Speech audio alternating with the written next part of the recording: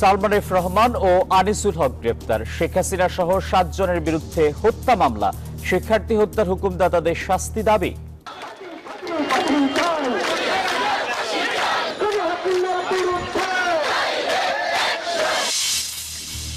উপসচিব হলেন পদোন্নতি বঞ্চিত ১১৭ কর্মকর্তা। সাবেক এসবি প্রধান মনিরুল ও ডিএমপি কমিশনার হাবিবুর রহমান বাধ্যতামূলক অবসরে।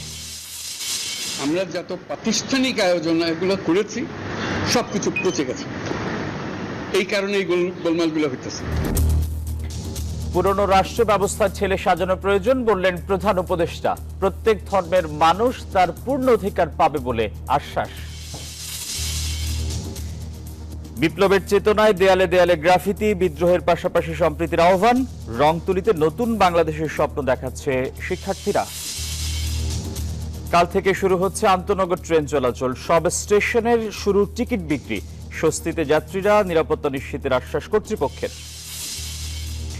ইসরায়েলে হামলা বন্ধে পশ্চিমাদের আহ্বান প্রত্যাখ্যান। ইরানের গাজায় যুদ্ধবিরতি কার্যকর হলে সংঘাত এড়ানো যাবে মন্তব্য বাইডেনের। এবং সবার জন্য আবাহনী মাঠ খুলে দেওয়ার দাবি স্থানীয়দের। অভ্যুত্থানের সময় ভাঙচুর ও ট্রফি লুটপাট লজ্জাজনক বলছেন সাবেকরা।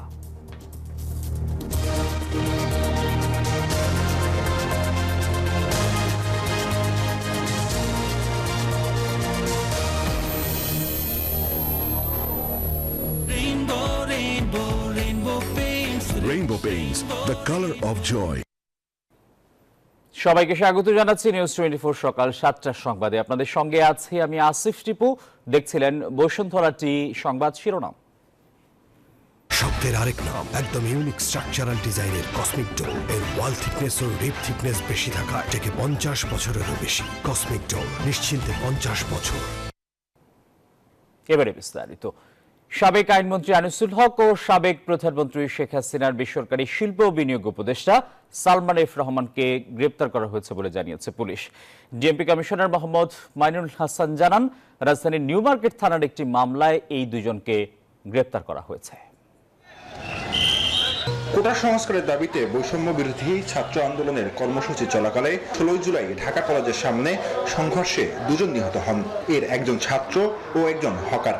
এই ঘটনায় নিউ মার্কেট থানায় দুটি হত্যা মামলা হয়েছে। এসব হত্যার ঘটনায় ইন্ধনদাতা হিসেবে আইনমন্ত্রী আনিসুল হক ও সালমান এফ রহমানকে গ্রেফতার করা হয়েছে।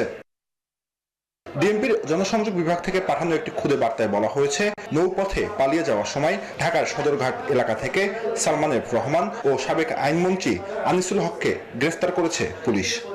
আনিসুল হক সাহেব আর সালমান এফ রহমানকে গ্রেফতার নাকি? জি ভাইয়া, জি। কোথা থেকে? সদরঘাট? কিছুক্ষণ আগে, আজকে বিকাল বলতে পারেন। আচ্ছা, থ্যাংক ইউ ভাইয়া, থ্যাংক ইউ। তারা এখন কোথায় আছে? এখন মামলা হয়েছে নাকি তাদের বিরুদ্ধে? ছাত্র জনতার আন্দোলনের মুখে শেখ হাসিনা 5 আগস্ট প্রধানমন্ত্রীর পদ থেকে পদত্যাগ করে দেশ ছাড়ার পর তার মন্ত্রিসভার সদস্যরা আত্মগোপনে রয়েছেন। আওয়ামী লীগ নেতারাও আছেন আত্মগোপনে। কেউ কেউ দেশ ছেড়েছেন বলে খবর এসেছে। জুবারসানি, নিউজ 24, ঢাকা। এই যে আমার ব্যাংক আরএফএল গ্যাস স্টোভ, এর সায়েন্টিফিক নজল আর ব্রাশ বার্নার তাপকে সমানভাবে ছড়িয়ে খরচ বাঁচায় 25%। আরএফএল গ্যাস স্টোভ নিরাপদ ও গ্যাস সাশ্রয়ী। 304 ফুড গ্রেড স্টেইনলেস স্টিলে তৈরি, যা নিশ্চিত করে জংবিহীন সিঙ্কের আজীবন নিশ্চয়তা। আরএফএল কিচেন সিঙ্ক, স্বাস্থ্যকর কিচেনের চিরস্থায়ী সমাধান। সাবেক স্বরাষ্ট্রমন্ত্রী আসাদুজ্জামান খান কামাল রাজধানীর গ্যান্ডারিয়ার একটি বাসায় আত্মগোপন করে আছেন। সামাজিক যোগাযোগ মাধ্যমে এমন খবর ছড়িয়ে পড়ে গতরাতে। পরে স্থানীয় ছাত্র জনতা মিলে ঘিরে ফেলে বাড়িটি। খবর দেয়া হয় সেনাবাহিনীকে। তবে সেনাবাহিনী টানা 2 ঘন্টার তল্লাশির পর জানা যায় সেখানে নেই সাবেক স্বরাষ্ট্রমন্ত্রী।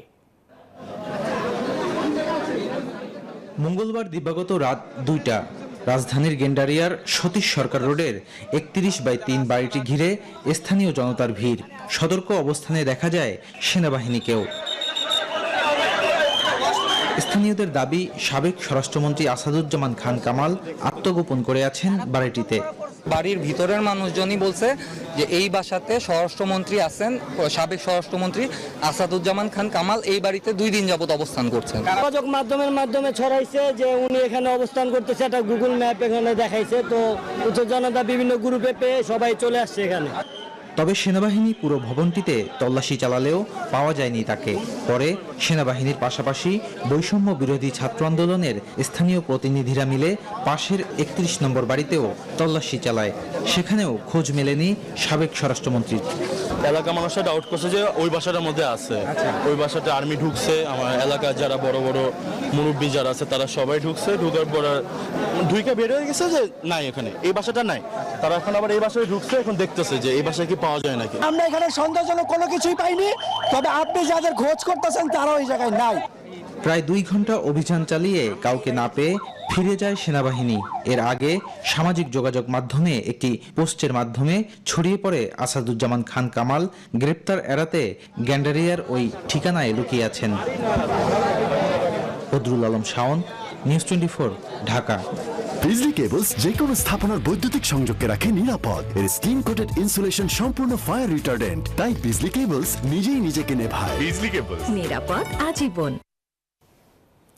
সদ্য সাবেক প্রধানমন্ত্রী শেখ হাসিনা ও সাবেক 2 মন্ত্রী সহ 7 জনের বিরুদ্ধে হত্যা মামলা এজাহার হিসেবে নিতে মোহাম্মদপুর থানাকে নির্দেশ দিয়েছেন আদালত।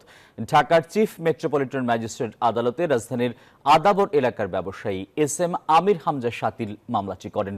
অজ্ঞাত পুলিশ কর্মকর্তা বা পুলিশের সদস্য তৎকালীন সরকারের ঊর্ধ্বতন কর্মকর্তাদেরও অজ্ঞাতনামা হিসেবে মামলায় আসামি করা হয়েছে।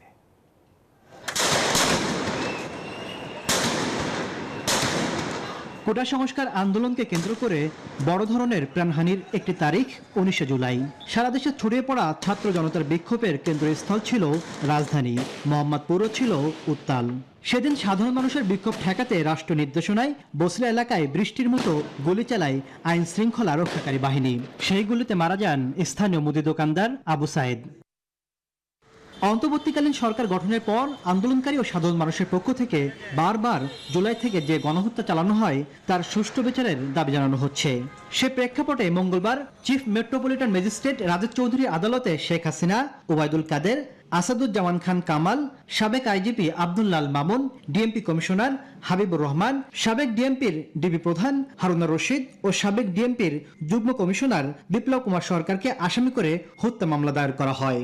পেনাল কোডের 302, 149 এবং 34 ধারায়, এবং বিজ্ঞ আদালত মামলাটি এফআইআর হিসেবে গ্রহণ করার জন্য সংশ্লিষ্ট মোহাম্মদপুর থানাকে নির্দেশ দিয়েছেন এবং তদন্ত হবে। তদন্তের সাপেক্ষে মামলার আইনের প্রসিডিউর অনুযায়ী সর্বশেষ আমরা যতটুকু সাক্ষ্য প্রমাণ দেওয়ার চেষ্টা করব। এদিকে মামলার বাদী জানিয়েছে, নিহত আবু সাইদ ঘনিষ্ঠ না হলেও একজন নাগরিক হিসেবে হত্যার বিচার পেতে মামলাটি করেছেন তিনি। আমরা যখন তার বাড়িতে খবর নেই, তার ঘরে চাল কেনার টাকা নেই। গতকালকে রাত্রে তারা কি খেয়েছে আমি এখনো জানি না। তাদেরকে আমি অনুরোধ করেছিলাম ব্যক্তিগতভাবে যে আপনারা ঢাকায় আসেন, খরচ আমরা দিই, আপনি মামলা করেন। তারা এতই বেশি ভীত সন্ত্রস্ত এবং এতই বেশি হতবিহ্বল যে তারা আসতে চান না। ওনারা প্রাইমারি কনসার্ন দিয়েছেন যে আপনি করেন, কিছু করতে পারলে যদি আমাদের কোনো ন্যায় বিচার আমরা পাই, আপনার প্রতি আমাদের সমর্থন থাকবে। যার কারণে বিবেকের তাড়নায় আমি মূলত মামলাটা করেছি। 5 আগস্ট শেখ হাসিনা প্রধানমন্ত্রীর দায়িত্ব থেকে পদত্যাগ করার পর এই প্রথম তার বিরুদ্ধে কোনো মামলা দায়ের করা হলো। Taslim Tauhid, news 24, Dhaka.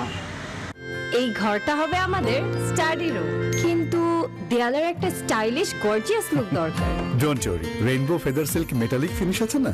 Rainbow feather silk মেটালিকের স্পেশাল অ্যাক্রিলিক ইমালশন দেয়ালকে দেয় সিল্কি স্মুথ ফিনিশ, আর স্পেশাল পার্ল পিগমেন্টস নিশ্চিত করে বিউটিফুল মেটালিক গ্লিটার এফেক্ট। দেয়ালকে দিতে স্টাইলিশ গ্লো আছে feather silk metallic by rainbow. Rainbow paints, the colour of joy. আন্দোলনে হত্যা হামলায় জড়িতদের বিরুদ্ধে দেশ জুড়ে মামলা করার আহ্বান জানিয়েছে বৈষম্য বিরোধী ছাত্র আন্দোলন।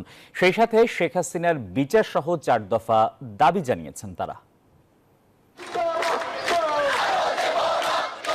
মঙ্গলবার বিকেলে শিক্ষার্থীদের রেজিস্ট্যান্স উইক কর্মসূচি শুরু হয় ঢাকা বিশ্ববিদ্যালয়ের রাজু ভাস্কর্যের পাদদেশে। নির্ধারিত সময়ের আগেই জড়ো হতে থাকেন শিক্ষার্থীরা। তখন শেখ হাসিনার ফাঁসির দাবিতে প্রকম্পিত ঢাবি ক্যাম্পাস। পরে কর্মসূচির অংশ হিসেবে ক্যাম্পাসে লং মার্চ মিছিল করেন শিক্ষার্থীরা। লং মার্চ শেষে বিক্ষোভের পর মিছিল যায় কেন্দ্রীয় শহীদ মিনারে। হয় শহীদদের স্মরণে 1 মিনিট নীরবতা পালন। এ সময় 4 দফা দাবি তুলে ধরেন সমন্বয়করা। ফ্যাসিবাদী কাঠামোকে ব্যবহার করে যেসব হত্যাকাণ্ড ঘটানো হয়েছে সেগুলোর দ্রুত বিচার নিশ্চিত করতে বিশেষ ট্রাইব্যুনাল গঠন করতে হবে। যারা পরিকল্পিত ডাকাতি ও লুণ্ঠনের মাধ্যমে গণ অভ্যুত্থানকে বিতর্কিত করার প্রচেষ্টায় অংশগ্রহণ করেছে তাদের বিচার নিশ্চিত করতে হবে। যারা ছাত্র জনতার অভ্যুত্থানে হামলা, মামলা এবং হত্যাকাণ্ডকে বৈধতা দিয়েছে এবং ফেসিবাদ বারংবার কায়েম করার চেষ্টা করেছে, তাদের দ্রুততম সময়ে অপসারণ ও বিচার নিশ্চিত করতে হবে। বৈষম্যের শিকার হয়েছে তাদের জন্য, সবার জন্য ন্যায্যতার ভিত্তিতে সমান সুযোগ সুবিধা নিশ্চিত করতে হবে। আন্দোলনের সময় যারা অত্যাচার, নিপীড়ন, হত্যায় জড়িত ছিল তাদের চিহ্নিত করে বুধবার সারা দেশে মামলা করার আহ্বান জানানো হয়। দেশের বিভিন্ন জায়গায় বিচার প্রশাসন সহ বিভিন্ন জায়গায় তাদের লেশমাত্র থাকবে ততক্ষণ পর্যন্ত ছাত্র জনতা রাজপথে হাজির থাকবে। মামলা দেওয়ার পাশাপাশি আন্দোলনের শহীদ ও আহতদের তালিকা করতে তথ্য দেওয়ারও আহ্বান জানান আন্দোলনকারীরা। জুবায়ের সানি, নিউজ 24, ঢাকা। আমি এই চেয়ারে বসবো না। বাচ্চু ভাই, এই চেয়ারকে ভয় পেও না। ডেন্টিস্টের পরামর্শে নাও নতুন কোলগেট অ্যাক্টিভ সোল, যা দাঁতের সমস্যা শুরু হওয়া মাত্রই থামিয়ে দেয়। না থাকবে ব্যথা, না থাকবে ভয়। 15 বছরে বাহিনীগুলোকে দানবে পরিণত করা হয়েছে বলে মন্তব্য করেছেন স্বরাষ্ট্র উপদেষ্টা ব্রিগেডিয়ার জেনারেল অবসরপ্রাপ্ত এম শাখাওয়াত হোসেন। জানান, হুকুমের আসামিদের খোঁজা হচ্ছে। মঙ্গলবার দুপুরে পিলখানায় বিজিবি হাসপাতালে বৈষম্য বিরোধী ছাত্র আন্দোলনে আহত বিজিবি সদস্যদের দেখতে গিয়ে তিনি কথা বলেন। দাবি করেন, সীমান্তে বিজিবিকে পিঠ দেখাতে বাধ্য করা হয়েছে, তাদের আর পিঠ দেখিয়ে থাকতে হবে না। এ সময় পুলিশ নিয়ে স্বরাষ্ট্র উপদেষ্টা বলেন, পুলিশ খুবই অনুতপ্ত, পুলিশকে যাতে আর কেউ রাজনৈতিকভাবে ব্যবহার করতে না পারে সেজন্য কমিশন গঠনের প্রক্রিয়া অনেক দূর এগিয়েছে। পিঠ দেখাবেন না, এনাফ ইজ এনাফ। আমাদের বর্ডারের মধ্যে ঢুকে মারে আর আমরা বলি ওটা ফ্ল্যাগ মিটিং করে ঠিক হয়ে গেছে, বা আমি জানি না, দ্যাট ডেজ আর ওভার। এবং আমাদের এই ফোর্সকে, এইরকম ফোর্সকে দানব বানিয়েছে পুলিশ, আনসার, র্যাব, বিজিবি। এখন আমরা বের করার চেষ্টা করছি হুকুমের আসামে। আওয়ামী লীগ সরকারের আমলে পদোন্নতি বঞ্চিত 117 কর্মকর্তাকে উপসচিব পদে পদোন্নতি দেওয়া হয়েছে। মঙ্গলবার জনপ্রশাসন মন্ত্রণালয় থেকে সংক্রান্ত প্রজ্ঞাপন জারি করা হয়েছে। প্রজ্ঞাপনে বলা হয়, এসব কর্মকর্তাকে সরকারের উপসচিব পদে পদোন্নতি দিয়ে জনপ্রশাসন মন্ত্রণালয়ের বিশেষ ভারপ্রাপ্ত কর্মকর্তা নিয়োগ করা হলো। পদোন্নতির আদেশে উল্লেখিত কর্মস্থল থেকে কোনো কর্মকর্তার দপ্তর বা কর্মস্থল ইতিমধ্যে পরিবর্তন হলে কর্মরত দপ্তরের নাম বা ঠিকানা উল্লেখ করে যোগদানপত্র দাখিল করবেন।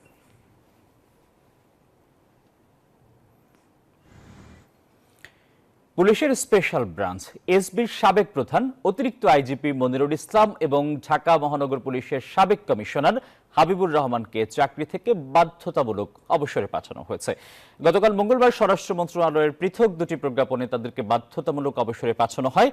রাষ্ট্রপতির আদেশক্রমে মন্ত্রণালয়ের জননিরাপত্তা বিভাগের পুলিশ শাখা 1-এর সচিব মোহাম্মদ জাহাঙ্গীর আলম প্রজ্ঞাপন দুটিতে স্বাক্ষর করেন।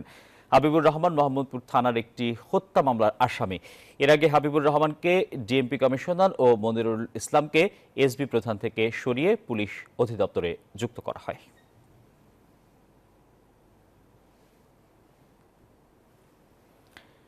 বাতিল করা হলো 15 আগস্টের সরকারি ছুটি। অন্তর্বর্তীকালীন সরকার দায়িত্ব নেওয়ার পর উপদেষ্টা পরিষদের প্রথম বৈঠকে এই সিদ্ধান্ত হয়। মঙ্গলবার বিকেলে রাষ্ট্রীয় অতিথি ভবন যমুনায় উপদেষ্টা পরিষদের বৈঠক হয়।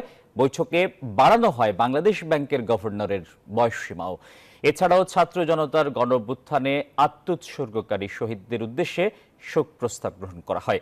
ছাত্র জনতার সাম্প্রতিক গণঅভ্যুত্থানে আহতদের চিকিৎসা এবং শহীদ পরিবারকে সহায়তা দিতে একটি কমিটি গঠনের সিদ্ধান্ত নেওয়া হয়।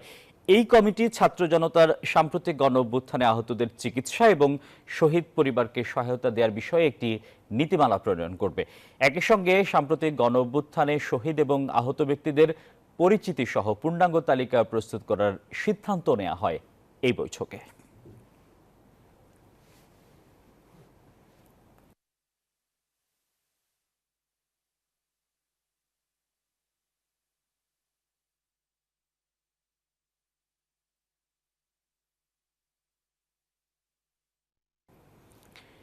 দেশে প্রত্যেক ধর্মের মানুষের সাংবিধানিক অধিকার নিশ্চিত হবে বলে আশ্বস্ত করেছেন অন্তর্বর্তীকালীন সরকারের প্রধান উপদেষ্টা ডক্টর মোহাম্মদ ইউনূস।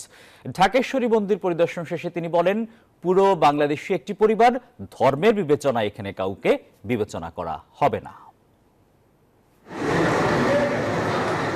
দেশের কয়েকটি স্থানে সংখ্যালঘু নির্যাতনের ঘটনার পরিপ্রেক্ষিতে মঙ্গলবার ঢাকেশ্বরী জাতীয় মন্দির পরিদর্শনে আসেন প্রধান উপদেষ্টা ডক্টর মোহাম্মদ ইউনূস। কথা বলেন সনাতন ধর্মাবলম্বীদের সঙ্গে। এ সময় তিনি বলেন, বাংলাদেশে ধর্মের পরিচয়ে কোনো মানুষকে পার্থক্য করার সুযোগ নেই। এমন বাংলাদেশ আমরা করতে চাচ্ছি যেটা আমরা এক পরিবার, এটি হলো মূল জিনিস। এখানে পরিবারের মধ্যে কোনো পার্থক্য করা, বিভেদ করা, এটার কোনো প্রশ্ন আসে না। আমরা বাংলাদেশের মানুষ, বাংলাদেশ। আমাদের যে গণতান্ত্রিক যে আকাঙ্ক্ষা, সেখানে আমরা বিবেচিত মুসলমান হিসেবে নয়, হিন্দু হিসেবে নয়, বৌদ্ধ হিসেবে নয়, মানুষ হিসেবে আমাদের অধিকারগুলো নিশ্চিত হোক। ন্যায় বিচার হলে কে বিচার পাবেন আমাকে বলেন? আমি কি দেখতেছি এটা কোন ধর্মের কোন জাতের কি এটা বলা আছে? আইনে বলা আছে? আমাদের আইন একটা, কার সাধ্য আছে সেখানে বিরোধ করে যে রকম একটা ওর রকম একটা, এটা হতে পারে না। ধর্মীয় আবেগ থেকে ক্ষুব্ধ না হতে সনাতন ধর্মাবলম্বীদের আহ্বান জানান প্রধান উপদেষ্টা। আপনাদের নেহাত সুনির্বন্ধ অনুরোধ, আপনারা ওই বিভিন্ন ইয়েতে চলে যান না, ক্ষোভের মধ্যে চলে যান না। এই ক্ষোভ হলে এই ক্ষোভের মধ্যে মারামারি কারাগারি লেগে যাবে।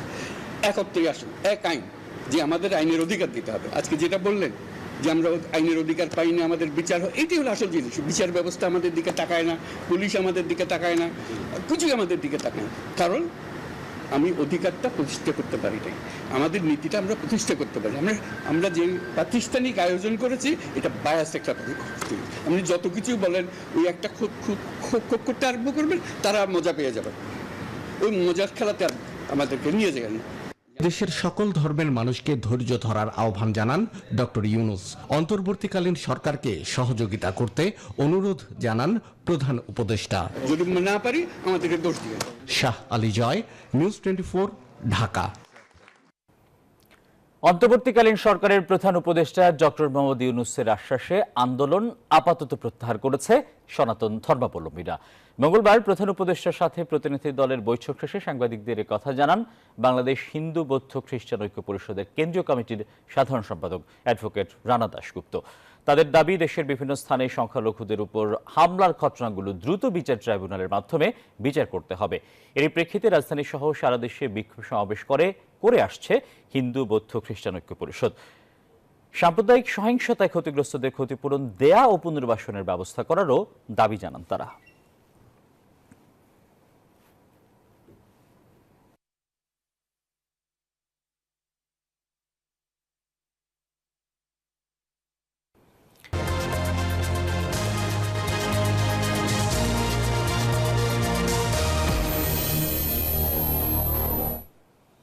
বিরতির পর আবারও স্বাগত। এবারে জানাবো খেলার সংবাদ।